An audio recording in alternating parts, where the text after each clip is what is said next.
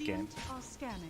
They are splitting Ancients, though. Carl, or normally 23 Savage would want these Ancients, but Bat Rider nowadays can farm Ancients. He is going to spend his time sticking those things up. Yep. Should have to get 10 holes charges before he can Firefly, because his Firefly is only level 1. And even though he didn't die mid, he did get pushed out of the lane. He's a full level behind Abed, who is, you know, level 8 and a half, so he needs this farm as well as XP, it feels like. Even though the Ember doesn't have the farming build, is doing well here as T1 look to mount a defense at this top tower. I love this rotation by Cuckoo. Yep, he TPs on up, they take out Fly, they get him with the dunk. But Whitemon will pay the price for this one. Cuckoo very tanky with his Vanguard. Can he find more? Maybe wants the helm of the Dominator creep. Another missile will chase down Ice. But I believe everybody has scurried away too far for T1 to really chase down anyone else. So Carl's got his Boots of Travel now, which is so important for his map presence. It allows him to get crucial kills on cores without ruining his own farming game, because he can TP to fights, but he doesn't have to TP to this. Have they got the damage for this one? No. Cuckoo, though. Ooh! Oh, even pump faked it, too. Okay. So Abed had to use 2 of his Remnant charges to get away from that. He's going to get a bottle refill, though, by Fly. Arteezy doing a lot of damage to tower bottom, but Carl is going to be able to rotate to this. Still has Firefly available. And they have Treant Protector to heal these up as long as they don't lose them. They have so much tower damage between the Lycan and the Tiny. I can't imagine he can out-sustain all of this damage across all the lanes. Similar to game 1, we're seeing two teams not looking to, like, you know, put their foot on the gas and, like, you know, charge at objectives or charge at the other teams. They're playing this more slower, methodical, farm-oriented game. Yeah, it's interesting. Whenever I say Gyro played like this, I imagine like 90% of the map farm that's safe is geared towards giving it to him. But the fact that Carl has been being greedy to get his Boots of Travel, which is standard on Bat Rider, it's not like he's misplaying, is causing it so that 23 Savage is second in net worth to Tiny, despite having pretty much a free lane. This is cool. You see there the Wolves blocking the Ancient stack, blocking both camps. We saw this Singapore Major. I mean, he's seen a lot with him when he played a lot of Nature's Prophet, and he would always do this with his treants. He micros them to block the enemy Ancients, or at least block them from being stacked. That is a lot of gold being denied from T1. That's super annoying. You don't want to be like, supports can't deal with that, right? Yeah. Like, they won't kill the wolf in time, so you'd have to be a core preventing that from happening, which is just not going to happen. If I'm a core and you're telling me I have to go protect my own Ancients by killing some wolves that give me 20 gold, I'm going to tell you to screw off. Yeah. Even though it's for my own good. And that clearly is the game plan, is to just play this slow game where we're farming, playing the efficiency, farming our triangles. So it is heavily paying off to deny your enemy's gold while securing your own gold. That is a great way to play this game. I'm not sure who outcarries who between Tiny and Gyro if they both get a lot of farm. Here come the Wolves again. They're going to be a little bit late this time, but you can see the idea was there once again.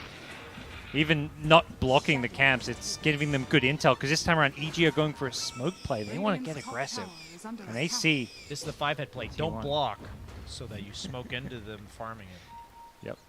I believe T1 are reading this movement, though. EG themselves, they didn't block it because they get to farm it. Arteezy.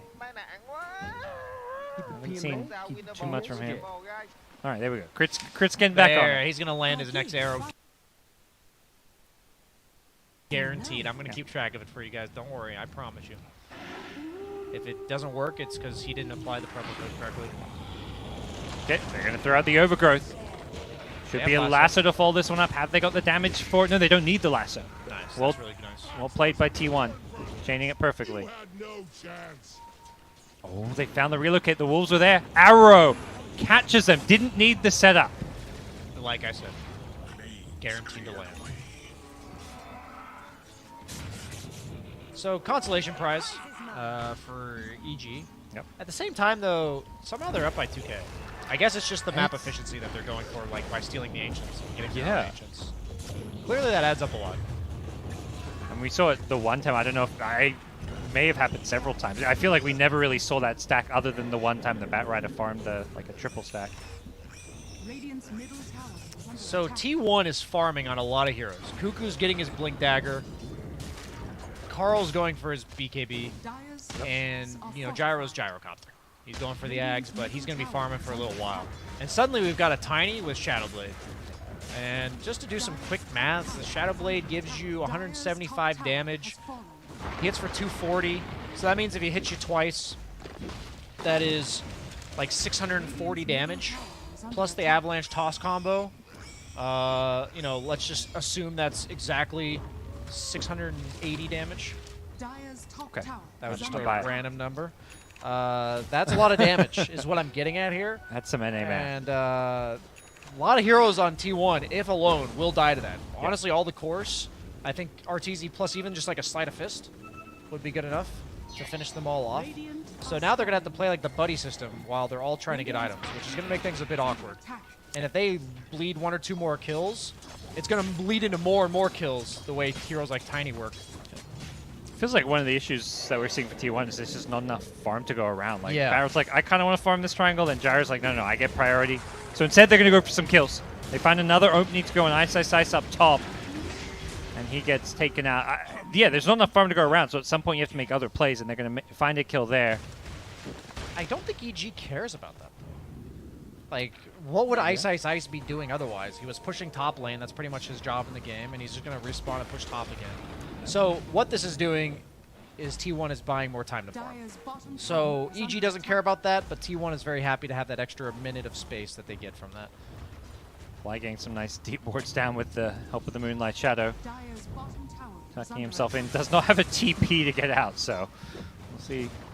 Looks like he's going to be able to scurry himself out of there undetected as EG, continue to maintain this gold lead. It does feel like T1 don't have that hero that can safely push out these lanes. Like, every time I see their close farming, it's like, okay, they're in the jungle. No one seems to be able to do what we saw last game from, like, the Snapfire, where it's like, okay, I'm gonna just go and double nuke a wave, and we're good. Yeah, we're seeing how Arteezy's playing, right? Most of the time when he's not hitting lane creeps, he's just sitting invis and Shadow Blade, hoping to catch somebody out of position. And you have to imagine from T1's perspective. You know, if Carl's considering showing himself on a creep wave, what if there's an invisible Tiny there? It makes you second guess every little thing you're doing on the map, and you'll hesitate to farm creep waves that you would otherwise feel safe to farm, and that will naturally eke out just a little bit of net worth lead over time for EG, but it has stagnated. 23 Savage is farming quite fast. He's got the Ags now, feeling pretty tanky with the stats build. Got like that extra 200 HP or so. Yep. So I have that burst. Cuckoo not really feeling like he can do anything maybe, or doesn't have to do anything with his Blink Dagger because he's got it now, but he's kind of just still doing the same thing. They got the kill on Ice. But since then, he's been chilling. This Fly Vision game, he's just got sentries littered around this dire jungle. He's got the Observer Ward, he de-wards there with the help of his Courier. May pay the price for it, but similar to the Ice kills, he is probably not really going to cost EG a whole lot by going down here. He aggroed the jungle camp in order to have the creeps hit him so that he would spin more. That was really cool. He like went out of his way to stop attacking Fly to draw the aggro of the creeps. Also, they killed the Io, so EG getting a support of their own and a tower. Yeah, they are finding all the good trades on this map, it feels like. Up to a 3k gold lead. They're down on kills, but not the number that's particularly important right now.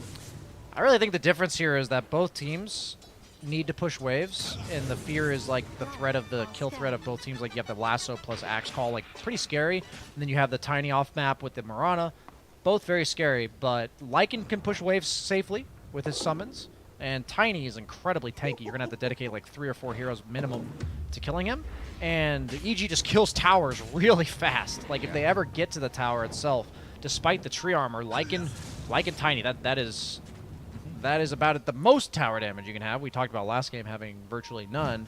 And now that just has netted a 3-for-0 tower lead for EG, despite T1 having the Treant Protector, who's usually meant to keep those tier 1s alive. I think T1 getting a bit fed up of losing this economy battle. They got to be feeling frustrated having their camps blocked, these wolves just constantly scouting them out, preventing them making plays, blocking their camps. And they try and make a move bottom, it just doesn't connect, and while that's happening, EG's just walked their way into the Roshan pit now. It's honestly pretty genius by EG that they are just playing for the objective pressure, because The thing about T1's draft that I'm seeing is lacking is that they don't have objective threat until Gyro gets a bunch of items. Until Gyro's hitting really hard, they can't take Roche efficiently, they can't take towers safely, and every time EG forces a rotation from T1, you saw them take mid tower earlier. Now you see them taking Roche. Both teams are farming about the same amount, I think, but there's just objectives for EG. That's pretty much their entire net worth lead, and there's no easy way for T1 to get objectives, and so every fight they take will be on their own side of the map, which means they're kind of having to fight their way out of this containment that EG has. And if you're always on your own side of the map taking fights, that just never leads to objectives of your own. Yeah. Yet to take a single tower at 20+ minutes in, despite, you know, having some kills, having some top net worth on a gyrocopter, they just aren't able to put together that move or that play that will open up the game. Now they've got to deal with an Aegis on Arteezy's Tiny. He's really the big threat, the big carry of this game, at least for now, it feels like.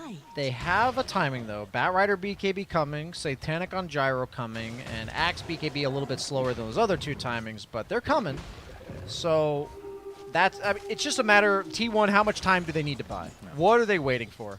How many of these big items do they think they need in order to make the play to change the status quo of the map right now? Gets slightly scattered out, but Crit doesn't have any good way of catching him. No Yule Scepter or anything. Has got the Spirit Vessel, so that's going to make life that little bit trickier for these healing supports of T1. They don't want to bleed. The T1 has said they've had enough of towers that they've given up. Yeah. Even 23 Savage inconveniencing his farming in order to defend this, as he does have the Satanic. He is the strongest core on his team to defend towers at this point. Axe doesn't feel comfortable getting initiated onto. The whole point of that hero is to go on them. And Batrider, without a BKB, I think he just dies to a single Searing Chains. I think that will be full to 0 for him if they have the arrow follow-up. But he's got the BKB now. Going for the shard. Philosopher's Stone on Bat feels pretty good. Oh, yeah. You're pretty much never attacking. Poor supports. They're like, yes, Philosopher's Stone. Oh, okay. Never mind. You can have my hand-me-downs when the tier 3s come out, says Carl. I mean, he's not had the easiest game just because there's not been much farm on the map for him, is it? Arrow finds the Axe here, but no follow-up. Cuckoo will be able to walk himself out of there. See, he realizes that he already cashed in on the previous one. He's landed 3 arrows since, that he now has to refresh the arrow accuracy count. 3 charges, just like the Loops. Yes, exactly. Thank you, Crit, for showing people the way. As Grove Bow on Gyro. That's a nice item. Very nice. Yep. Let's see. What does Tiny have? I believe he always chooses Fey Grenade. Yeah, he always chooses move speed items on Tiny because the hero lacks mobility. Holy Locket on Witch Doctor. He's got the Yules plus Maelstrom on Ember. Just a little bit of item catch up here. This is feeling like the more classic EG game. Like we're gonna just farm you out. We don't care about kills. We'll poke at objectives, force a rotation. It's the starvation Dota. But here come T1. They're fed up. They get a Blink Call initiation onto Crit's Mirana. And EG, the second they see a 4 or 5-man smoke gang towards them, they'll sacrifice one and go farm elsewhere on the map. They're happy to give up 1 kill as long as it doesn't lead to an objective, as long as they continue farming. The way EG's lineups always work is so fascinating because their heroes individually always function better than the opponent. And T1 knows this, so they're trying to force these 5-on-5s. But now T1's separated. That's a relocate back in. Jump in from Abed, finds the eye on the backlines here as Cuckoo does get helped out by the Living Armor. The flak just spreading on out here. Have they got the damage? I don't believe they do. Toss coming up, the Gyrocopter in some trouble here. He's been left alone. Can he heal himself back up? He needs the Eye of support as well. He is healing. He's doing a good job here, but it's just not quite enough. The damage isn't there. Even with the tether, he's keeping himself alive, but his teammates are just falling one by one as Arteezy gets an ultra kill. Can he get the Rampage? He need to cancel a TP. He won't get the chance to do so. He gets denied the Rampage, but EG convincingly win that fight. I didn't see if Crit landed an arrow, but clearly he did because he's refreshing just in case. He might have landed 3 arrows worth of a 1 arrow, but I don't know if you can give EG Tiny. Yeah. This hero is a skirmish hero. You pretty much never want to take direct 5-on-5s where both teams have 5 heroes to start the fight. That was such a cool move by them because what they did was they knew T1 had to make a move. T1 made the move. They found somebody on EG. EG just ditched them. Like, they just said, hey, crit, you're dead. See you later. And then T1's not just going to sit there holding each other's hands, so they separate, and EG immediately punishes that. Yeah, and they run at them so fast. You've got this Aghanims on the Lycan now, so the Wolf Bite onto the Tiny can just be so powerful here. It's T1 getting very low. That Ember chip and harasses. You can't run when there's this Ember in the game. So, only thing I can imagine that's scarier than a Tiny, like, killing you is a Tiny that crits, like, 70% of the time for 200% damage trying to kill you here, as we see that exact thing happening here. Yeah, you see this Wolf running at you, and you're like, wait, why is he sending me? What's going on? It does make him melee. We were wondering about that earlier. Okay. So Tiny, even with Tree, you don't see him holding it, but he still has all the bonuses of Tree, but he is the melee range. Yep.